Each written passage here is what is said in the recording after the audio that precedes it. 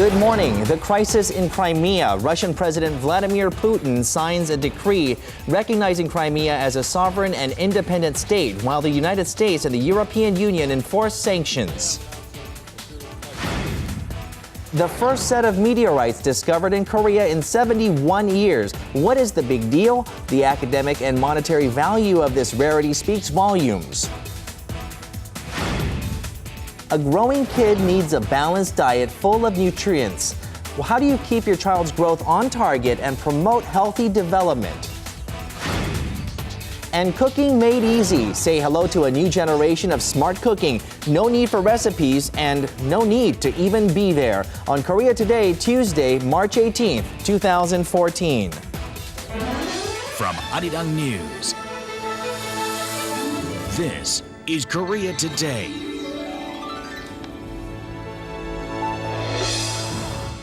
And good morning. Welcome to Korea Today on this Tuesday morning. I'm Jinju alongside Kim Min-jung and Kim Young. Good morning, everyone. Fast-moving developments in Ukraine's Crimea. Now it wants to call itself Russia's Crimea, and Russian President Vladimir Putin is lending support to that notion. We'll begin today's headlines with what is being dubbed perhaps the biggest East-West standoff since the end of the Cold War. Eunice Kim is standing by at the News Center for more on this. Good morning to you, Eunice.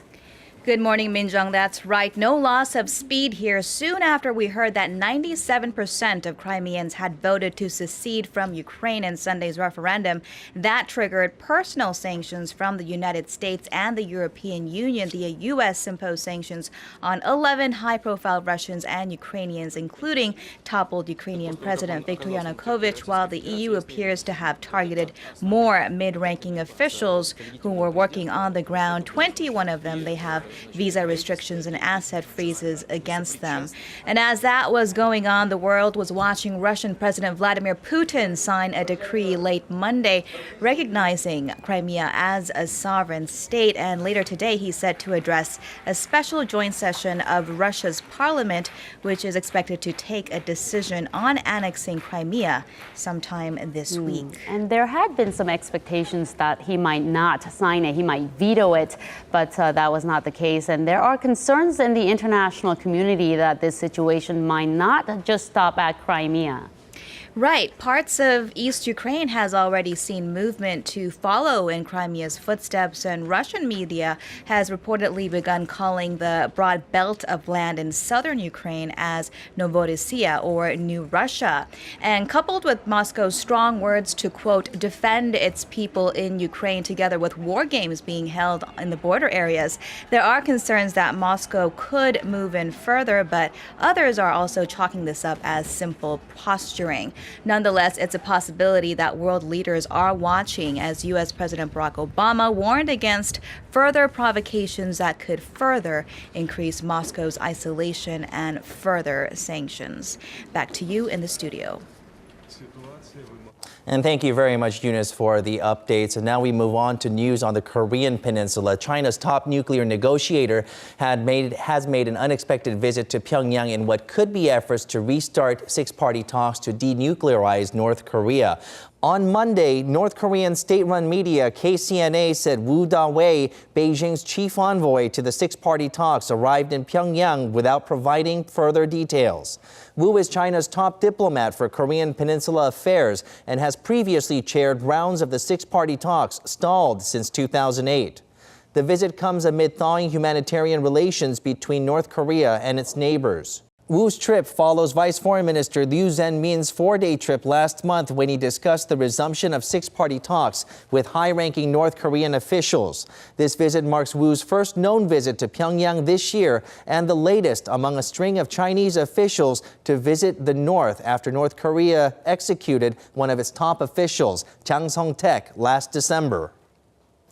And the government and a group of doctors have agreed to meet in the middle on some of the points of contention that have led to a one-day strike last Monday. After days of marathon negotiations, the Health Ministry and the Korean Medical Association have agreed on 5 major points, including conducting a 6-month trial run on the much-debated telemedicine system that doctors fear would lower medical quality and hurt smaller clinics. The two sides agreed to gradually shorten the 88-hour work week for medical residents and interns, while the government's plan to allow hospitals to set up for-profit subsidiaries has been put on hold until further deliberations. Given the latest deal, members of the Medical Association will vote on whether to push ahead with the planned 6-day strike beginning on March 24th.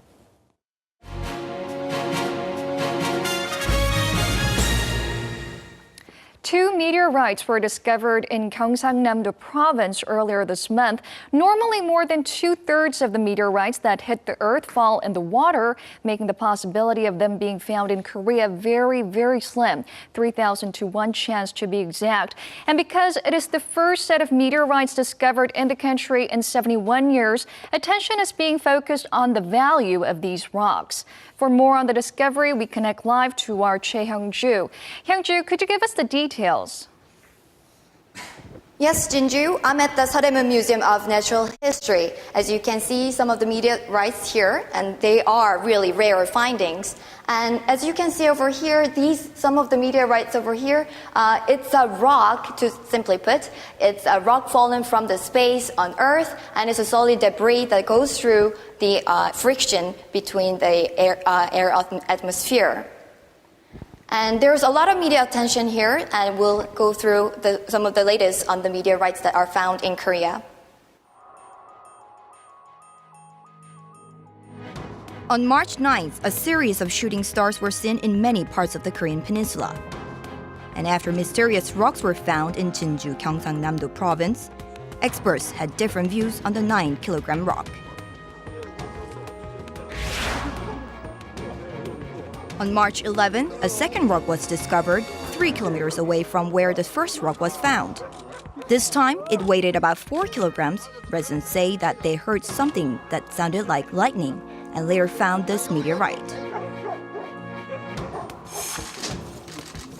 The Korea Polar Research Institute has confirmed that the 2 rocks are meteorites. With the proximity of where they were found, the institute believes that they are from the same rock. This is common chondrite found on the Earth. In other words, there are many asteroids composed of ordinary chondrites near the Earth. So parts of the asteroids commonly found near the Earth fell as a meteorite. The Korea Polar Research Institute has confirmed that they are undifferentiated meteorites, which have not undergone a melting process while entering the atmosphere. They have a great value in scientific research as they landed on the Earth's surface intact. Just looking at the composition of the meteorite found in Jinju is just one of many other meteorites. But unlike other meteorites, it has the rareness that allows us to trace the orbit of the meteorite. Such meteorites possess the age and origin of the solar system. So it has an immense scientific importance as we can learn about the evolution of the solar system. Meteorites are rare and they are economically and scientifically important as they have the clues to the solar system's history. So there is much attention. Some even call them meteorite jackpots as it values about $10 per gram. This has sparked a rush to the area in Jinju, including an international meteorite hunter to hunt for the potentially valuable rock.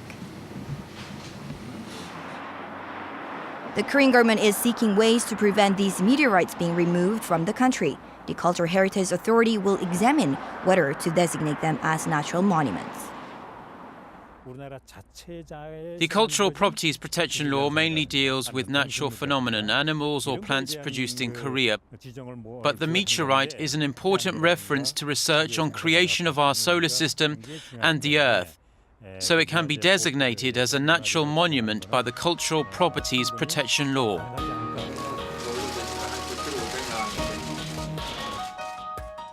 Experts say additional meteorites can be found in Korea, and it seems the meteorite fever will continue for a while. As you can see, this is the iron meteorite, and I'm trying to lift it, but it's quite heavy, as you can see. And over here, you can see the iron ordinary conjugate, right? And this is the same kind that was found in Jinju. And there's a lot of attention on these meteorites and where we can see the real meteorites, such as these. So, Hyung-ju, the meteorites look somewhat different from the rocks we usually see. Now, considering the value of the meteorites found in Jinju, as you mentioned in your report, the question now is, who will have ownership over them? Well, Jinju, it's very difficult to put a tag on it. It's meteorites from outer space. But by country to country, the law differs. And by Korean law currently, the ownership goes to the person who first discovers them. I also hear that if it is a scientifically important object, the country could lay claims to it. So we'll have to wait and see how things turn out for that. Thank you, Hyung-ju, for that report. That was our Kim Hyung-ju reporting live from Seodaemun Museum of Natural History.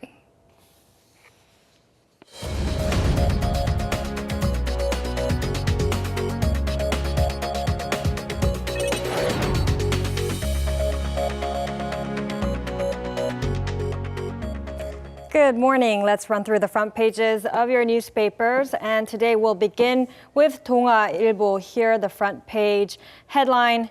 And it's about North Korea and the reunification of the two Koreas.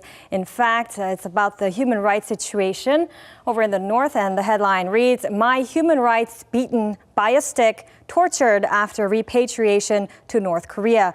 And these are the words of Shin Dong-hyuk, a North Korean born in a political prison camp who escaped after his mother and brother were publicly executed. And if you take a look at this picture, that's Shin Dong-hyuk right here on the left with Robert King, U.S. ambassador, the U.S. envoy on North Korean human rights issues at the 25th session of the UN Human Rights Council in Geneva that just opened on the 17th. And the picture's caption right here, it says that the survivor Shin Dong-hyuk testified of North Korea's dictatorship while the North Korean ambassador walked out at the meeting. And if you take a look at the subheadlines right here, and it's mentioning that Shin is saying he had escaped from the north but was forced back after being caught by Chinese security. He was tortured and subjected to forced labor as well. And in the meantime, about the two Koreas here in the bold, the subheadline says that Korea must thus prepare in order to become a united Korea. Now, let's leave the North Korean issue there for now and go on to 조선일보 for a look at this title right here on the side. It's about the certificate column on job applications for some public enterprises here in the country. And the headline reads, 6 financial public enterprises abolish the certificate section in job applications. And if we take a look at the subheadlines, that this is in light of alleviating the heavily overheated competition of personal qualifications in job searching in the country. So some major public enterprises like the Korea Development Bank and the Industrial Bank of Korea are getting rid of the section on applications where the applicants have to list up their personal qualifications of particular certificates or licenses. So hopefully this will help ease the fiercely competitive job market, at least a little bit there. And let's go to 중앙일보 now for a look at this headline on the side very briefly. It's about JTBC coming first in the evaluations. And the title reads, JTBC receives highest marks in the reevaluations for general programming TV channels. Now, JTBC, an affiliate of the 중앙일보 Daily, came first in the evaluation. So now with that, a total of 3 general programming channels are close to winning 3-year extensions for their operations. And switching to 경향신문 now for a look at this front page image. You heard about it in the headlines. A scene over on in Ukraine. Thousands of pro-Russians in the regional capital cheer the results of Crimea's poll to break off from Ukraine and join Russia. They're celebrating with the Russian flags here. And if we take a look at the subheadlines, the subheadlines right here, 97% the headline rather, it reads that Crimean Assembly requests to join Russia, and the subheadlines, it says an overwhelming of 97% of the voters chose to join Russia in favor of leaving Ukraine, according to the partial results that came from Sunday's referendum. And we'll have to wait and see how this potential and radical redrawing of Europe's map comes about. And coming back to Korea now for a look at the Korea Economic Daily here.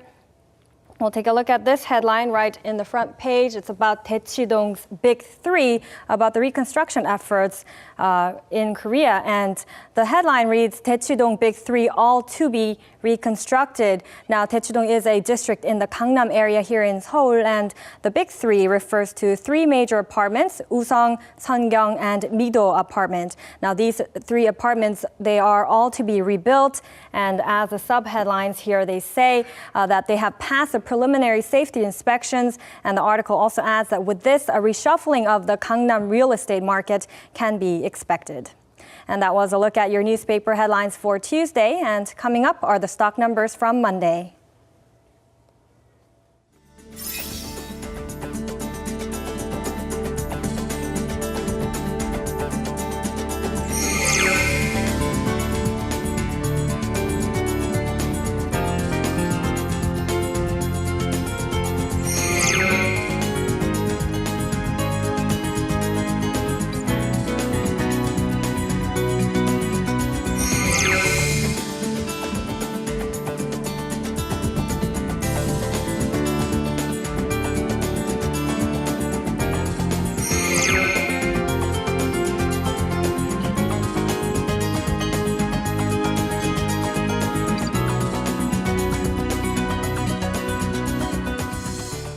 We did receive a light drizzle in the wee hours of this morning, so the roads are slippery for sure. Slippery, and the skies are still hazy as well. For a check on today's weather, we'll go to Chun Sung-cho.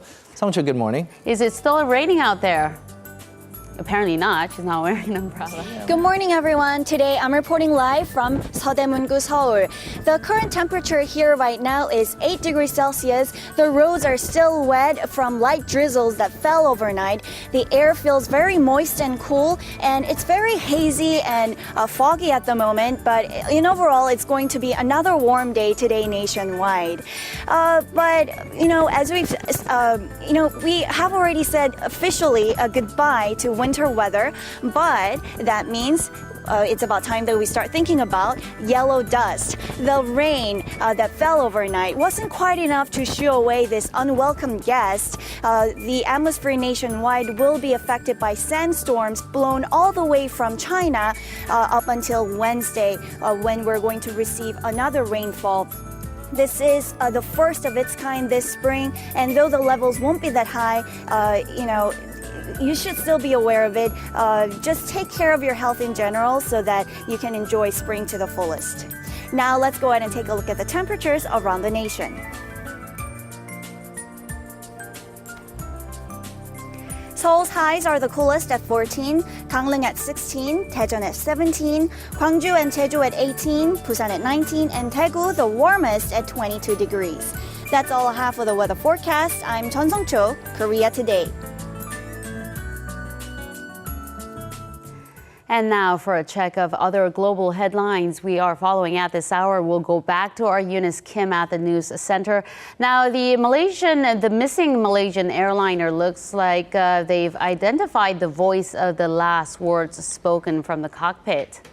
Well, Min-jung, we did hear from the chief executive of Malaysia Airlines yesterday. In a news conference, he said that initial investigations had shown that it was the co-pilot, 27-year-old Farik Abdul Hamid, who had given the all right goodnight sign-off shortly before the plane disappeared.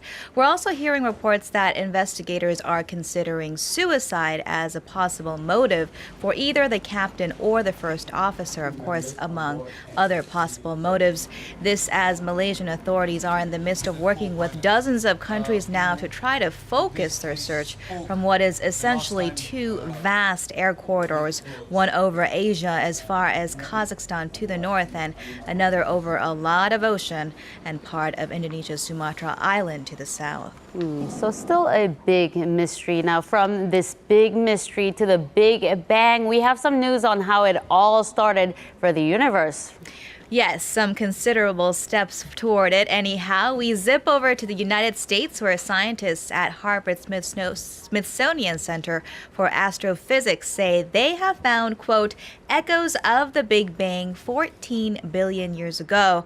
These echoes, or gravitational waves, were detected at the South Pole with a telescope, they said, which confirms a crucial connection between quantum mechanics and general relativity. The experts call the discovery one of the most important goals in cosmology today, and the gravitational waves were spotted by targeting the telescope to a specific area of the sky outside the galaxy known as the Southern Hole, where small fluctuations gave researchers new clues about conditions in the early universe. Certainly some news that a lot of science buffs will be watching in the coming days. And that wraps your look at the international news headlines we're following this morning.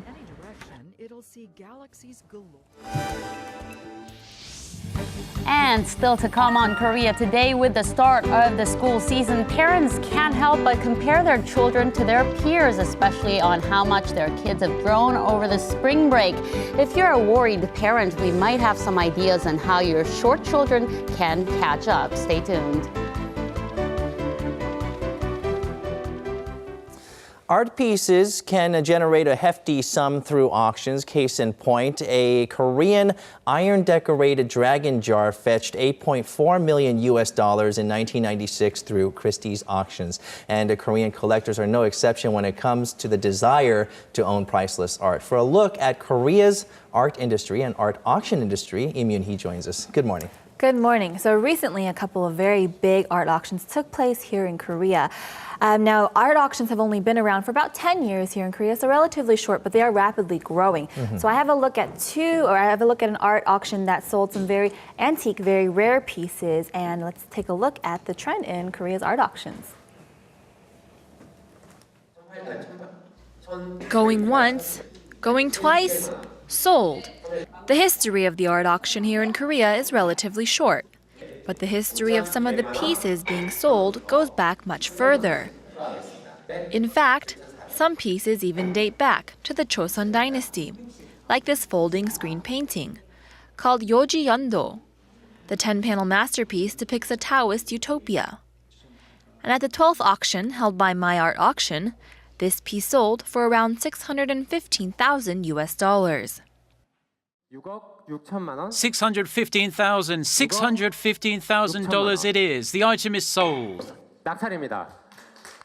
But that wasn't the only antique sold. The atmosphere was abuzz with eager bidders. And next up on the block was a Joseon dynasty chair the king himself used to sit on when he was outdoors. Made with real tiger fur, adorned with gold and shaped like a dragon, this historical treasure is the first of its kind to be auctioned, and it's sold for approximately $350,000. Other 18th century artworks were auctioned off as well, bringing the end of the day total to $5,000 more than expected, for a record total of $2.3 million. We didn't expect this kind of response and couldn't believe how many people wanted to participate in the bidding. Compared to previous auctions, more than twice as many people attended. Since December, the response to art auctions has far exceeded any expectations, sending a burst of energy through the Korean art community.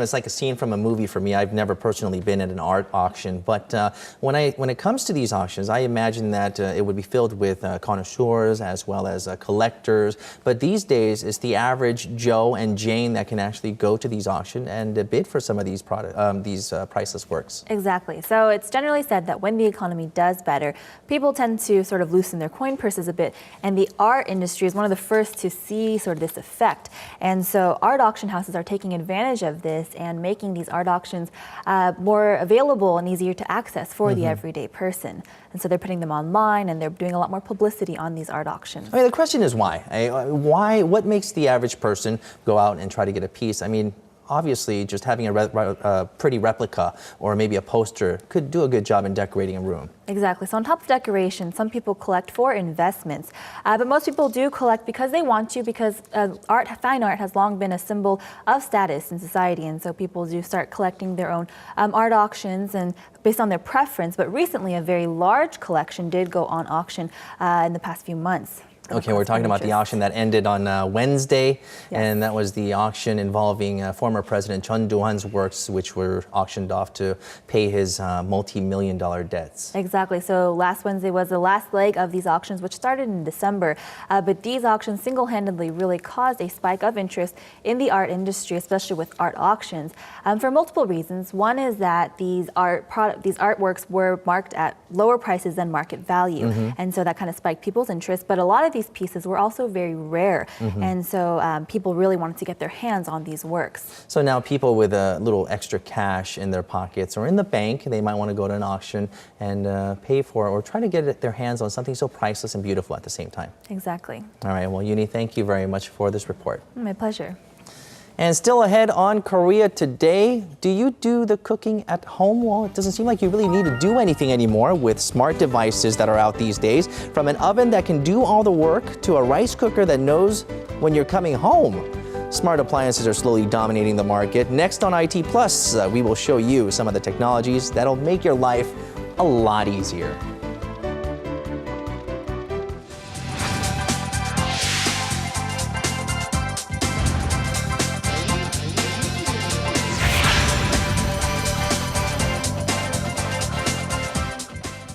In today's news sum up, we have a suspected bomb found at a subway station in Seoul, which turned out to be just a suitcase filled with clothes. That's right. The curious case of a suitcase will go to our digital room where Kwon Lina is standing by for a closer look. Good morning to you, Lina. Good morning. Good morning, Minjung and Jinju. That's right. The curious case of a mysterious suitcase is a really nice way to put it. We'll get to that story in just a moment. In the meantime, let me start out with a topic that's been coming up all throughout this morning. As of 6 a.m., we're talking about a lot of recruitment processes happening in Korea. That's because it is, in fact, recruitment season here in Korea. Accordingly, large conglomerates have posted its openings to recent college graduates. CJ Recruitment and Hyundai Mobis Recruitment comes up as the most searched items this early morning. Both applications are due this afternoon. A search item with the title 2020 Culture Trends caught our attention as well. It turns out this was one of the essay topics for the CJ recruitment process. What do you think will be in trend in the year 2020? Will it be flying cars or a robot therapist? I'm just trying to wrap my head around the fact that, oh my goodness, 2020 is only 6 years away.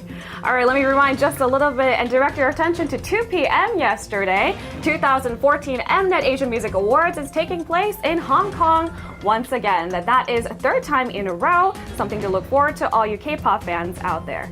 And at 5 p.m., one of the trending stories was talk of SNU, Seoul National University, placing 44th on Times Higher Education ranking. Seoul National University took 44th, that's right, by one of the most widely observed and highly sought international university rankings conducted by the British magazine Times Higher Education. The annual World University Rankings is based on a number of factors, including teaching conditions, international diversity, research, and citation impact. 6 other Korean institutions made the cut, including the Korea Advanced Institute of Science and Technology and the Pohang University of Science and Technology, which ranked 56th and 60th, respectively. Meanwhile, Caltech came in at number 1 on the list, followed by Harvard and Oxford, which tied for second. For those of you guys who are wondering just how exactly did the top 100 list come about, apparently a very large-scale email survey is conducted by passing these surveys out to respected, published academics. Last piece of news that we are going to turn our attention to is, of course, the Gangnam-do office station explosive scare. Yes, it did turn out to be a scare. Many people in Korea let out a huge sigh of relief when the authorities came to the conclusion that a suspected bomb turned out to be, in fact, a false alarm. Several media outlets, including Yonhap News Agency, reported yesterday afternoon that a black traveling bag identified as an explosive was found abandoned at the Gangnam-do office station's platform, setting off a national scare. Soon after the police reports, a bomb disposal unit of the military was dispatched to the corresponding platform. But upon closer inspection, they found that the bag was filled with, in fact, yes, clothes and metal hangers. During the X-ray screening process, the metal hangers were initially mistaken for a detonator. Subway operations were resumed around 5 p.m., only 3 hours after its halt. Thankfully, it was just a scare. That's all for me. I'll see you back on News Sum Up tomorrow.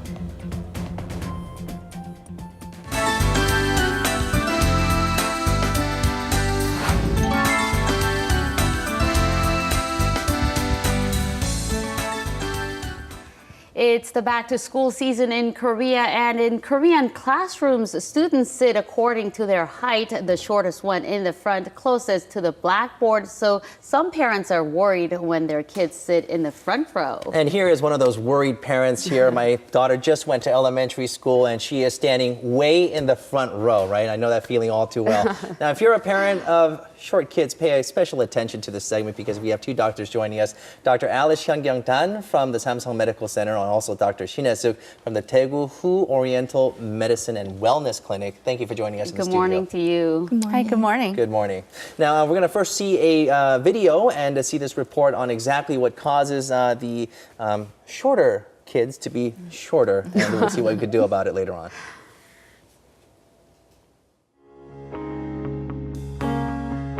12-year-old Kang Hyun-mo is unusually smaller than his peers. And being 26 centimeters shorter than his classmates, Hyung-mo worries about his height. I'm smaller than my friends, and they make fun of me because of that. I want to be taller than the tallest person in my class. Normally, children grow on an average of 5 centimeters a year between 36 months after birth until they reach puberty. But if the child is 10 centimeters smaller than the average height or grows less than 5 centimeters a year, he or she may be thought of having growth problems. The reason why you get taller during the growth period is because of growth plates at the end of each bone that leads to new bone development. But these plates usually close when the child hits puberty. In Western medicine, your height is not only determined by genetic factors, but also the environmental elements. Recently, with more exposure to synthetic compounds such as bisphenol A found in instant foods, children can experience precocious puberty and their growth plates can stop developing. In Korean medicine, people believe respiratory conditions such as asthma or rhinitis disrupt children's sleep patterns, leading to problems with their growth.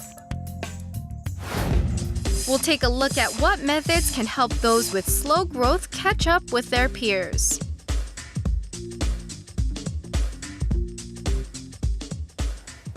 All right, first let's turn the focus to Western medicine. Dr. Tan, when you hear a lot of people talk about genetics playing a factor, and some people talk about environmental factors as well. But I've seen a lot of kids born from very short parents, and they're very tall. How big of a factor is environmental factors when it comes to growth? Well, actually, hormonal and genetic factors account for only a small minority of cases of short stature. Also, there are certain chronic medical illnesses that can negatively impact height. In terms of modifiable factors that can cause short stature. They would include exposure to steroids, exposure to certain cancer treatments, also exposure to estrogens or testosterone. That can lead to precocious puberty and early closure of the growth plates, parasite infections, and also infections to the baby before birth can also cause short stature. But undernutrition is an important factor, and worldwide that is the most common preventable cause of short stature. Undernutritional, so malnutritional. Exactly, right. yes. Now, but respiratory diseases can also play a factor, I guess, because it could lead to the lack of sleep. Tell us more about this, Dr. Shin. Yes, a series of findings indicate that children with childhood ailments such as asthma, atopic dermatitis, and allergy rhinitis seem to be shorter later in life. It is said that the imbalances that lead to these childhood ailments also disturb the skeletal development in these kids. In traditional Korean medicine, atopy is included in the differential diagnosis to clarify growth and development disturbances. Okay. Well, let's talk a little bit about growing pains. We've heard this term before. You know, I mean, these are some aches, body aches that kids have, or they say they have when they're growing. Is there an actual relation or correlation to real growth, growing pains? No firm evidence shows that the growth of bones causes pain. The most likely causes are aches and discomforts resulting from climbing, running, and jumping. The kids do all day.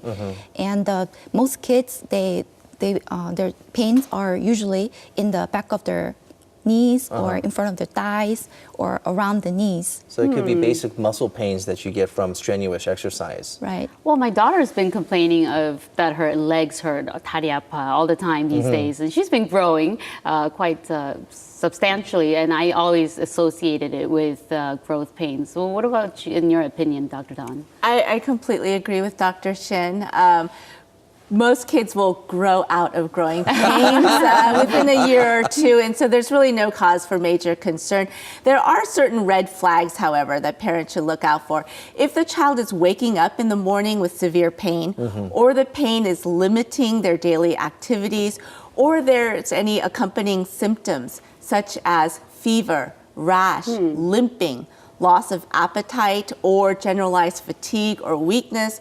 In these cases, the child should be brought to the doctor for further evaluation. Okay, so my daughter, it looks like she's been just complaining, just whining about nothing, Well, at really. least someone's been growing. We're sitting way up in the front there. But for those worrying parents out there, there are a few methods to add a few centimeters to their height. So take a look. Take a look, you too. I'm paying attention.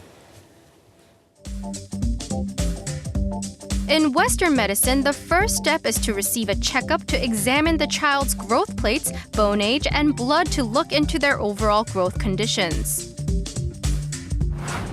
If the growth plates are open but there's a lack of growth hormones, they can be administered with the hormones they lack. The shots are administered in the abdomen, arms, thighs, and subcutaneous fat daily before their bedtime. In Korean medicine, they examine not only the child's physical conditions, but also look into potential chronic diseases they may have to determine whether they are disrupting regular growth. If they have other chronic conditions such as asthma or rhinitis, they are prescribed with medicinal herbs, and they also receive massage therapy, electric treatment, and acupuncture to help stimulate growth.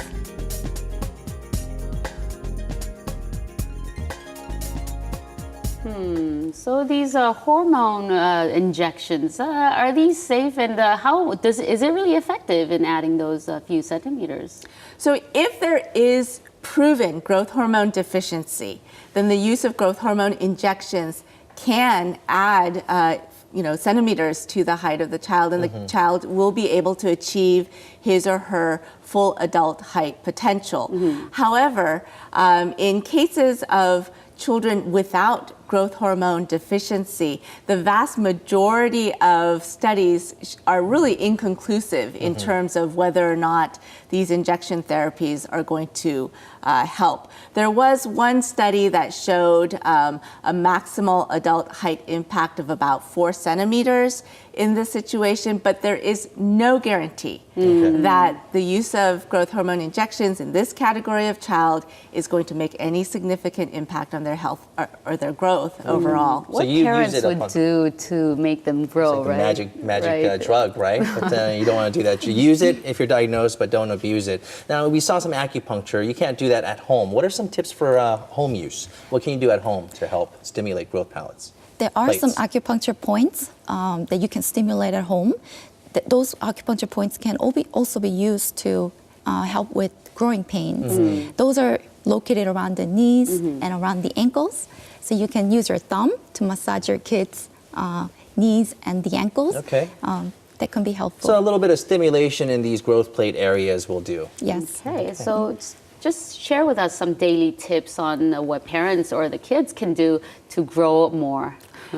Right, so healthy body and healthy spirit, I think those are the key components to robust growth and development in children. Paying attention to good nutrition, so making sure the child is taking in plenty of protein, calcium, and vitamins, especially vitamins C and D. It's very important. Also, making sure the child is active and playing outside, getting enough weight-bearing exercises that will stimulate growth and keep the bones strong is also important. But I also want to add that it's very important to pay attention to the emotional state of the child. And so if there is any teasing or bullying going on at school, parents need to be in close contact with the teachers and school administrators and make sure that that just is not tolerated on the school campus. Because it can take a toll on one's emotions, really, especially when you're a kid. Right. What about you, Dr. Shin? A famous Japanese doctor once mentioned that milk, carrots, tangerines, sardines, and spinach as height-friendly foods. These easy-to-get everyday foods can be a good source of minerals, vitamins, and protein for our kids. Experts also claim that a regular intake of junk food has side effects which stunt the growth of children, besides making them sluggish in the classroom. So the high-calorie carbonated drinks also drain the calcium out of the bones, and the junk food, which is loaded with food additives, MSG, can stunt the growth of children. All right, well, that sounds great. Keep them nutritious and healthy, regular exercise, and get plenty of rest as well so they can find that time to grow. Great. Thank you for your time this morning. You're welcome. Thank you for having us.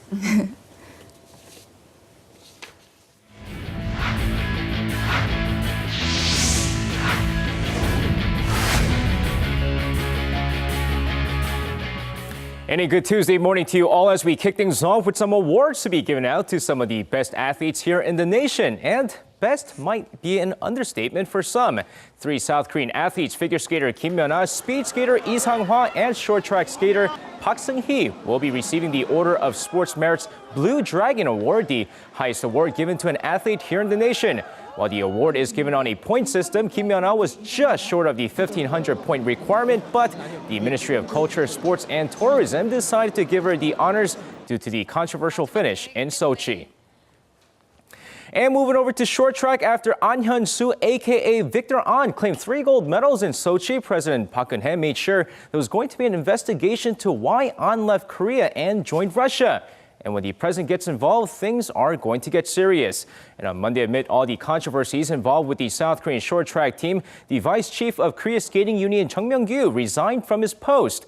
Experts say this comes after the poor showing by the men's short track team in Sochi and the previous incident which caused Victor An to leave to Russia. Chun was a former short track skater before coaching for 15 years.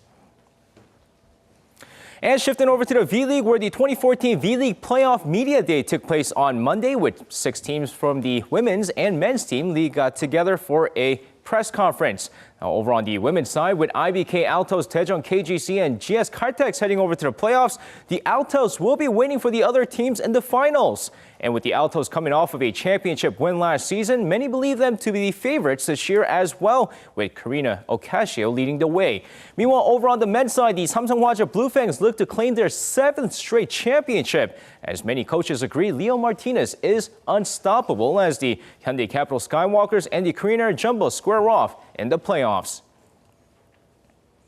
And speaking of playoffs, let's shift over to Game 3 of the KBL first round series between the Seoul SK Knights and the Goyang Orions. Of course, taking a look at the highlights here. First quarter of the games, the Orions looking sharp on the field, taking a 19-10 lead before heading into halftime with a comfortable 41-28 lead.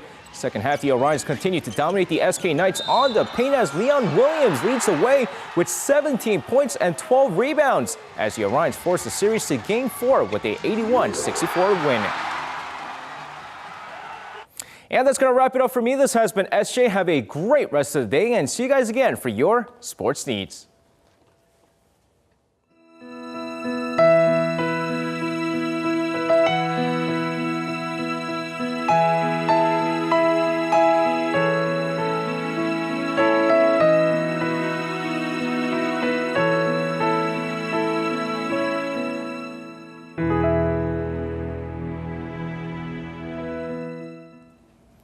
One of the hot trends this year is Internet of Things. This means that objects in homes, offices, cars, and elsewhere are getting smarter as they're connected to the internet to automatically adjust to the people's needs and preferences.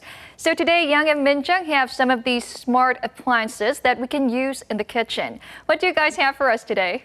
Well, Jinju, if you don't know how to cook, you don't have to worry about it. If you don't know your way around the kitchen, don't worry, because using some of these appliances with near-field communication or NFC technology is going to help you cook up a meal. So today I'm going to look at some NFC technology known as one of the prime examples of the Internet of Things. That's right. Well, I'm going to look at the Wi-Fi technology used in kitchen appliances. Now, Wi-Fi may just seem like a simple means to use smart electronics, but now it's found in many different places around the house, even in your kitchen and household appliances. It'll definitely come in handy. I'll show you how it works in just a little bit. All right, so today is Wi-Fi versus NFC. We'll take a look at how some of these kitchen appliances stand out against each other in this next report.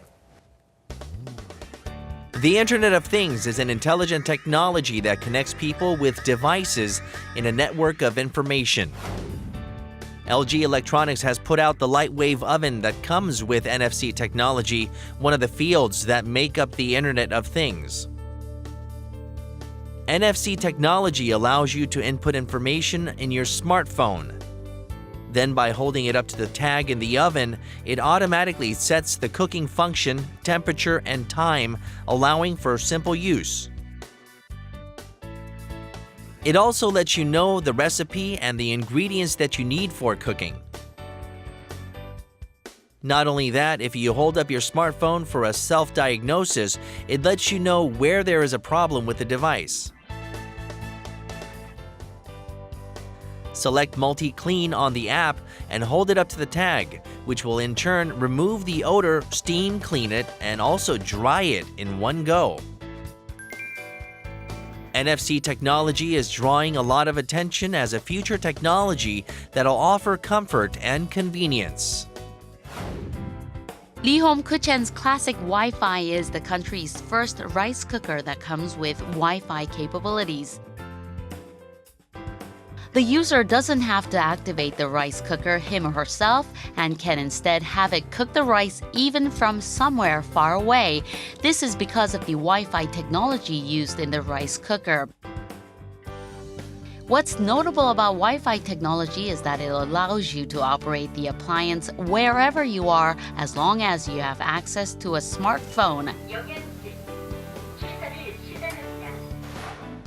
If there's a problem, it tells you what the problem is with its self-diagnosis function.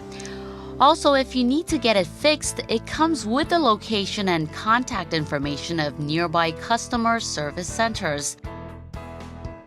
And this distance-free technology has been in the spotlight as one of the most innovative technologies in the smart era. Okay, now this actually makes cooking almost a non-chore. It makes it as easy as saying ABCs, right? Okay, now, I'm all ears. Okay, so it uses NFC technology, uses an application. Okay. And it's the LG Dios right here. So you can go ahead and take a look at the recipes, right? You can check out the recipe of your choice. First, we'll look at some tongdak. You know, that's my favorite. Some baked chicken, right? And you could just search on here. Type it in. just like that. And All boom, right. you have it right here. So once you click on that, it shows you a nice picture of what it's going to turn out like. It tells you exactly what you need, all the ingredients, and how much of it, right? Okay. And it gives you clear instructions on how to prepare it. And once you put it in the oven, all you have to do is walk over, get this phone, this smartphone, walk over here, and put it right next to the appliance So here. you would have to put the ingredients in there. See how that turns on right there? Okay, wow. So that's done. That's done. Yep, that's Then right. And the then you just cooking go ahead will and take press start, place. and boom, voila. You don't have to check the temperature. You don't have to check the time. You just go ahead and put it in there and leave the machine to do all the work for you. Well, for me personally, it's really bothersome to look up the recipe all the time to figure out the right temperature for the right dish. So it makes it so much easier to cook for anyone. So what kind of technology is used to make this happen? Let's find out. NFC is near-field communication that allows two devices to communicate from a close distance. Both devices either have a chip or an antenna that allows communication. Because electronically powered devices can read electric chips, they can also be cards or keys. So the sensor on the oven makes it possible for the oven and your smartphone to exchange information in real time. What about with Wi-Fi, Minjo? This rice cooker is pretty amazing. You'll be blown away. With the Wi-Fi technology embedded in this rice cooker, all you have to do is take the cell phone that it is connected to and look at this. It says rice, porridge, and braised dishes. So anything of your choice, say rice, on your way to back home from your work. You know, a lot of people have dual income household these days where mommy's out working, daddy's out working. So who's going to do the rice? Who's going to get it going to cook the rice? So on your way back home, all you have to do is when you're stopped at a red light or something, you just press the button, say right rice, and get it going. Say chisa, have it cooked, and then voila, there you go. So, There goes your rice. So basically, you'll be saving the time to wait for the rice cooker to get it started because it takes good 30, 40 minutes to get the rice fully cooked. and what's more important is that you have freshly cooked rice That's for dinner. right. in Waiting time when you get for back you. home. Exactly. That You'll is be arriving perfect. home to white, fluffy rice. You know what, NFC, I have to be there physically, but with this, you can just be away from home anywhere, and you can get your rice cooker going. I think I beat you on this one. Bravo to you. So I think that function is really good for the working moms out there. That's right. They don't have, the children don't have to wait for their mom to That's get right. the rice ready. But my chicken smells better than your rice right now. That's Yeah. for sure. That one I have to give you. So yeah, we'll now find out what technology makes that possible. A Wi-Fi rice cooker has a wireless router inside it, and it's designed to connect to the internet. That's why just by installing the apps on a smartphone, users can control the rice cooker from elsewhere. One of the good things about Wi-Fi is that it's not just for the current functions. When there are updates, the service can be implemented without having to swap out the rice cooker. All right, not only kitchen appliances, but other various electronic devices are getting smarter to satisfy the rapidly changing needs and lifestyle of customers. So there's a lot to look forward to in terms of how these devices will come with more convenient options in the future. Now, as we wrap up, let's take a final look at the key technologies these products have to offer.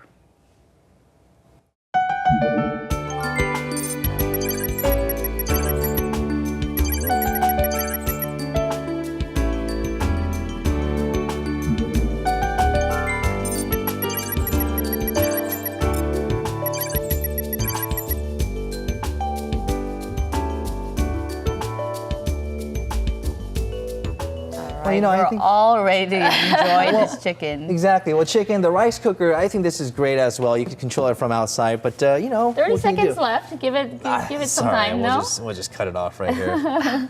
There we go. My mouth is watering. Look at that. Wow. Can't believe you did this. I Well, didn't really do actually, the microwave did it. Well, yeah, the automatic oven basically did it, but we'll just put it over here. These first. And wow. voila. The smell is great. It does smell great. So all you have to do is just press the button, and this takes care of the rest, right? Yeah, baked chicken at about 7:53 Fully a.m. in cooked. the morning, right? That's right, not bad at all.